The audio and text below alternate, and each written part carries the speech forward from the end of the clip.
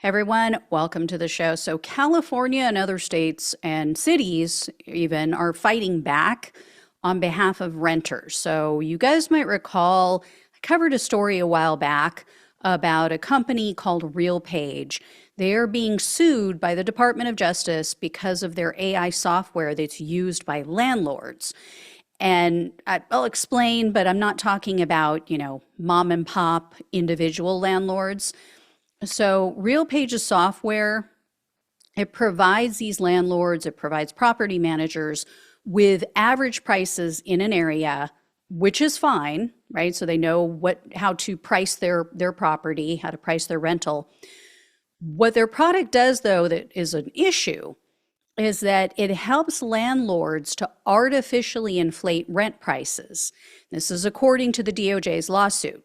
So it does this by advising landlords to hold certain numbers of properties, a certain number of rentals off of the market so that it creates this false sense of scarcity. So it creates this non-organic imbalance of supply and demand. And then, of course, desperate renters have no choice but to pay these obscene prices that we've been seeing over the last few years. And, they have to take on multiple roommates sometimes to just put a roof over their head. Now, of course, RealPage denies all of this. They deny any wrongdoing. A spokesperson told Cal Matters news outlet, quote, "We are disappointed that after multiple years of education and cooperation on the antitrust matters concerning RealPage, the Justice Department has chosen this moment to pursue a lawsuit that seeks to scapegoat pro-competitive technology that has been used responsibly for years.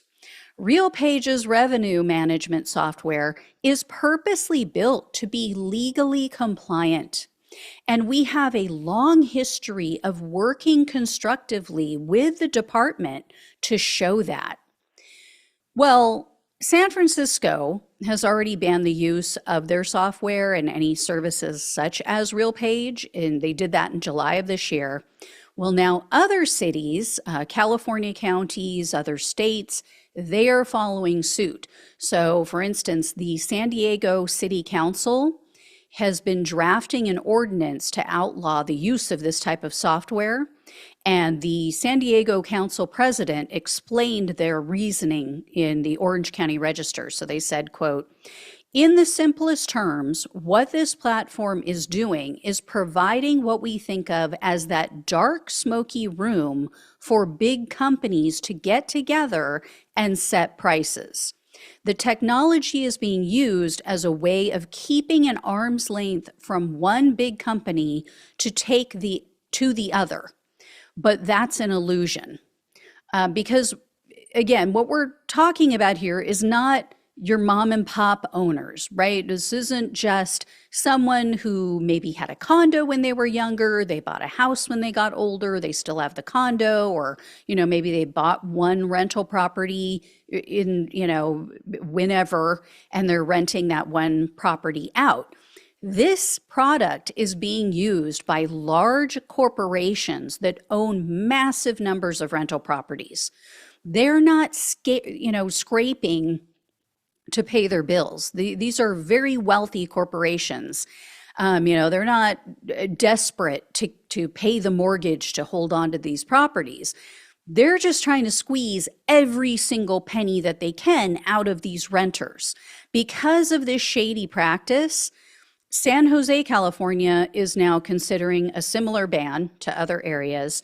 The Philadelphia City Council in the state of Pennsylvania passed their own ban. They did that after San Francisco was the first in the nation. And New Jersey officials say they're now considering their own statewide prohibition. In the meantime, California and 7 other states have now joined the DOJ's federal antitrust lawsuit against RealPage. And allegations against RealPage and other similar companies involve more than just price fixing. So this is another huge issue. In 2020, there were reports of tenants who were falsely flagged as criminals or it showed that they were not paying their bills. They had, previous evictions. And so because these companies used faulty computer algorithms, so they did automated, I should say, background checks on tenants.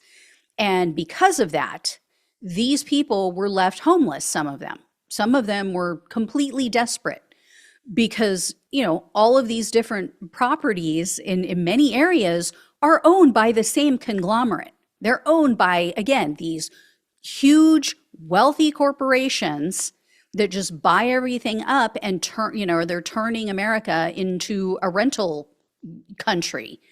And in addition, the Department of Justice, I can speak, the Department of Justice has accused RealPage of preventing landlords from using their own discretion in setting rental prices. So according to the DOJ lawsuit, let's say a property manager looks at what RealPage or another company like them says to them, their automated system suggests as the price. If that property manager says, you know what, that seems a little exorbitant, or we really want to get somebody in there quickly, so we're willing to go a little bit lower.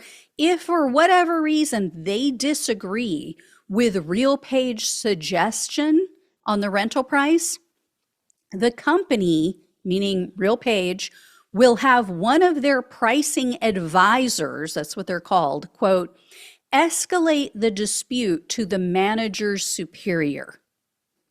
So you're going to get scolded. You're maybe going to lose your job. You're going to get in trouble because you're trying to be, just like a human, like have ethics and morals, or, not price gouge, or for whatever reason. But this fight is not going to be as easy as you would think, because the OC Register pointed out there is only one California legislator who is a renter. All others own their own home. Now, that's not to say, as a homeowner, that they automatically are going to side with these rental companies. But as of 2019, more than 1/4 of all California state lawmakers, so not, U.S. Congress members, not U.S. senators, but the state lawmakers who are actually the ones who are looking at this issue and they're supposed to be trying to fight it, 1/4 of them, as of 2019, were also landlords. So that could be an issue. Further complicating this matter, the OC Register also explained, quote, private equity giant Thomas Bravo acquired RealPage in January 2021 through two funds that have hundreds of millions of dollars in investments from California public pension funds, including the California Public Employees Retirement System, the California State Teachers Retirement System, the Regents of the University of California, and the Los Angeles Police and Fire Pension Funds, according to Private Equity Stakeholder Project. So, in other words, the people who pay into these pensions, people who are likely not wealthy, right? They're firefighters, they're teachers. They are unknowingly participating in a system that extorts renters, that is extorting possibly even them, their family members. I mean, it's just truly sick. And the OC Register also said that between the year 2000 and 2017, Americans without a college degree were most affected by rental price increases. So, for example, in 2000, 30% of their income, of non-college educated people, 30% of their income went to rent. As of 2017, rent accounted for 42% of their income. So it just goes to show you that we're either, it's one of two things or both things. It's either that, Your rent prices are increasing faster than wages, or they're, both things are true. That, wages are stagnant, even if they're increasing, obviously the rent is rising faster than the income, or wages are decreasing for low income Americans or non-college educated Americans, and rental prices are going up. I mean, either way, it's not good. Either way, it's a recipe for disaster. And we wonder why you have all this homelessness and people struggling and people pissed off, right? Now, rental prices increased for college graduates as well, but not by as much, only by 8%. So that leads me to believe, since rental prices are rising across the board, that leads me to believe it's a matter of income. That is why non-college educated people are having a harder and harder time keeping up, and more of their income is going to rent. It tells me, because the prices are rising for everyone. So it tells me that college educated people, they're doing okay, right? And their wages are still falling behind rental prices, but it's keeping up more so than for non-college educated people and their income. That tells you a whole lot, especially in politics, because if you look at the numbers, the vast majority of college educated people are voting for Democrats. And so you have a lot of people on the other side voting for Republicans, I would say against their own interest, but for whatever reason, the Republican Party has been able to convince them that they will help them. And they are upset, right? Rightfully so, that my wages are not keeping up. I am having a harder and harder time keeping a roof over my head. So the numbers don't lie. These are just facts. So Democrats need to get on this. They need to make this a key issue. And then even college grads, with healthy incomes are being priced out of the area. Again, they're not being hit as hard, but the Orange County Register talked to several people. One couple told the Register, and this is just mind-blowing, quote, "All the extras pretty much have to go. I mean, we love San Diego, but it's getting hard to live here.